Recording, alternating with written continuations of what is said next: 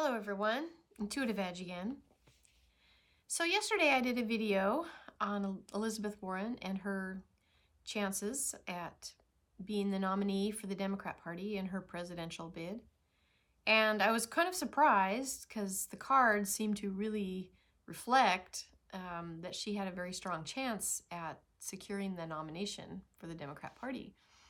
And I realized afterward, I thought, to be fair, I haven't put out a video on any of the other contenders. So I thought, to be fair, I'm going to go ahead and do that right now. I want to do 3 others. We're going to do Cory Booker, Kamala Harris, and Howard Schultz, the Starbucks CEO. Now, Howard Schultz is not running on the Democrat ticket. He's running as an independent, but it'd be interesting to see kind of what his thoughts are if he's going to move forward, and how likely he will be to be a contender in the race, in the presidential race. And then I may just throw a few more cards out again for Elizabeth Warren to see if we get the same type of confirmation with her or if we get something different. So I'm going to shuffle up the cards and I'm going to lay out 3 cards for each of those. We're going to look at their motivation, kind of why they're running, maybe get some insight as to what's going to be important to them in their campaign strategy. And then we're going to look at what obstacles they face and then the likely outcome for each. So I'm going to shuffle up the cards and we'll be right back and get started. Okay, so I've shuffled up the cards and we're going to start off with Cory Booker. So for Cory, we start off with their motive, kind of what's driving them, what is their main aspiration or goal. And we're going to look at what obstacles they may face and then the outcomes. So the first card, we have the 7 of Pentacles for Cory. This is on the question of motive. So the key word for this card is potential. And I've seen too the 7 of Pentacles being about kind of reflecting and seeing what is possible.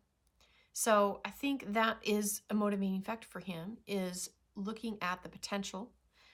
He feels that that there is room for him to run in this race. And I think he's betting on or counting on at least that piece of it, that there's room for him to run and kind of explore. The obstacle for him is the 10 of Pentacles, which is it's actually, the keyword is luck. So I'm wondering if this is indicating that for him, since the 10 of Pentacles is about being like financially set and secure. So he may run into some, financing. That might be a big thing, because to mount a campaign, you really need donors, you need a lot of capital, a lot of cash flow to be able to do stuff. And I think that's going to be maybe a challenge for him that he's going to be looking at. Now for the outcome card, we have the 6 of Swords, which is a calm card. And it's kind of like the calm after the storm, kind of like when things are crazy and chaotic and then things kind of level out and calm, and you kind of gone through something that was challenging and you're on the other side. And so I don't know that that's a good indication that he'll sail into the nomination. I think that the challenge might be, real a big obstacle for him, the campaign finance, the money. But we'll see. He definitely feels that there's potential for him to be there. Next was Kamala. People pronounce it differently. I've heard it's Kamala. Okay, so Kamala Harris. Her card, so her motive card was the Death card. This is a strong card of transformation, wanting to make transformative change. And I feel like this is a strong motivation with her because it is a major arcana card, that she feels that very strongly that there needs to be a vast difference in the direction of the country. And she is betting on bringing in a completely different viewpoint. She feels heavily contrasted, I think, against President Trump, and that she will be a very much open to big changes. Okay, so big transformative change is her driving force. The next card for her is the obstacle she faces. This is the King of Wands. Now, practicality. So interesting that that card would say practicality as the keyword. A lot of times when you have big ideas and you want to, input transformative change that completely is a different direction for the country, some things may not be seen as very practical. She may have to find ways to convey her ideas in a way that makes sense to the average voter. And some people may see that, maybe she's too radical. Maybe her ideas are not feasible in people's minds. They may think, oh, that can't be done. So she may run into that on the idea level with regard to her campaign platform. The other idea with practicality is it could just be logistically a difficult journey for her. Mounting a campaign is a huge undertaking. Not that she isn't capable, but I'm saying that challenge may be really, really tough for her because there's so much that goes into a campaign. She may have trouble finding, good people to be on her team. She may find good people too, but I'm thinking with the practicality of it, that's kind of like getting down to the brass tacks. Nice to have good ideas, big ideas, but you gotta bring those into something that you can sink your teeth into and be part of your vision, that other people can share your vision as well. And I think getting her vision to the average American might be tough. So, okay, so we'll see there. Next card for her is her likely outcome. Now, she has the Five of Swords. This is a card of conflict. So I don't know that ultimately she would be selected as the nominee for the Democrat Party. I think with that conflict card at the end on the outcome, just that is kind of like letting the wind out of the sails. It kind of is a little bit of a, kind of stifles momentum a little bit. So I'm thinking that might be a little bit of a challenge for her ultimately to get the nomination. Next, we're going to look at Howard Schultz. Now, Howard Schultz is not running as a Democrat. He's running as an independent. He has the Ten of Wands as his motivation. This is a card, the keyword is responsibility. So I think he's feeling perhaps that he wants to take on this responsibility of bringing his ideas to the forefront, being a different voice, being this feels like you want to take on something that's important. I feel like he's feeling like this is something that is important to him. He in more, it's like just like an inner importance. Like this is something that he really wants to bring out. He really wants to show that there's a different side and a different vision and a different voice. And with that, the obstacle he has, there's the Three of Wands. This is the motivation card, is the keyword. Now, an obstacle with this is the Builder's card. I love this card. So motivation, builder. This is about getting plans in place, bringing the right people together. If you have the Three of Wands as a challenge, it could be a challenge in getting good people on your campaign team. It could be logistics, finding, getting the right message across, all the little bits and pieces, and definitely you need a good team of people working with you to help you as you run for president, because that's such a big undertaking.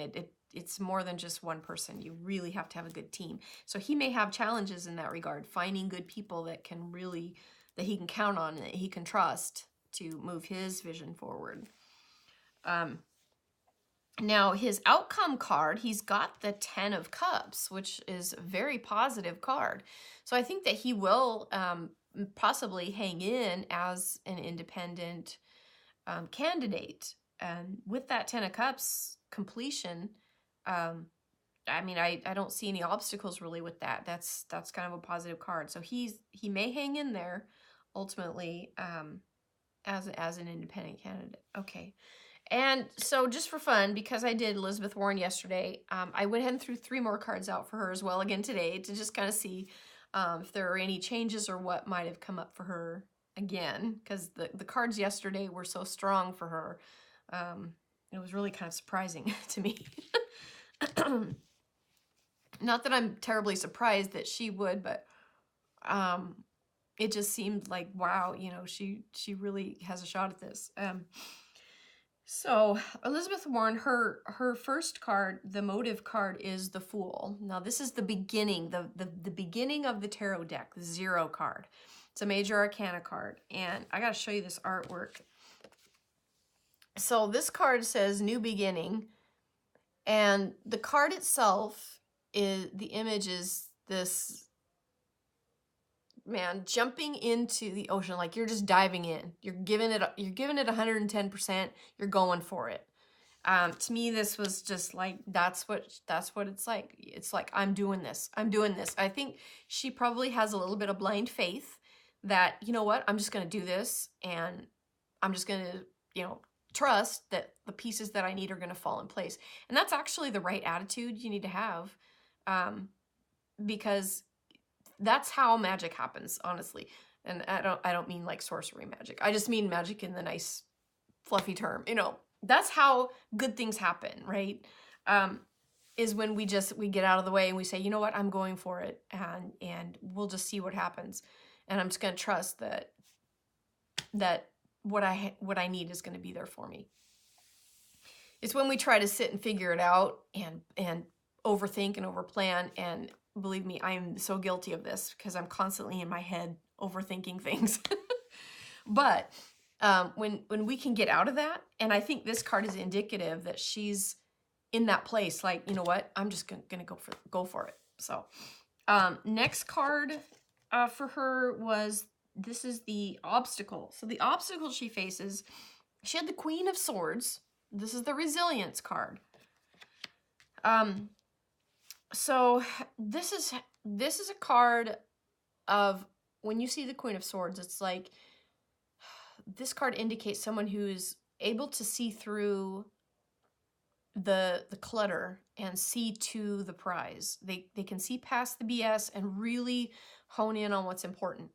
And so she may have to really stick to her guns with this keyword of being resilient to make this happen. Her obstacle could be just hanging in there and sticking through it. When, you know, obviously things probably life will throw her a curveball, as it will everybody. So she's just gonna have to be resilient. That's her obstacle, so to speak. Okay. So the next card is the outcome card for her. She had another major arcana. This is the card of intuition. This is the High Priestess. Now, when you have this intuition card, this is like inner wisdom, like inner truth, inner knowing. And I do see that as favorable, again, for her with her bid. If she can keep that focus. She has good cards all the way around. She did yesterday too. Seems like she has a little bit, she doesn't have the, like, you know, those ending cards like the 5 of Swords and the 6 of Swords like the other two did up above. Howard Stern's on a different timeline, so to speak. He's not on the Democrat ticket, so I think he'll stay in as well. But I think she's got a good shot at it. And again, I'm not a fan of hers. I probably won't vote for her. So I'm not saying this because I like her and I'm partial, okay? I'm just saying what I see in the cards indicates to me that she has a good shot at becoming the Democrat nominee. So interesting that would come up again. So anyway, bottom card for all of these guys was the 7 of Cups, the card of possibility.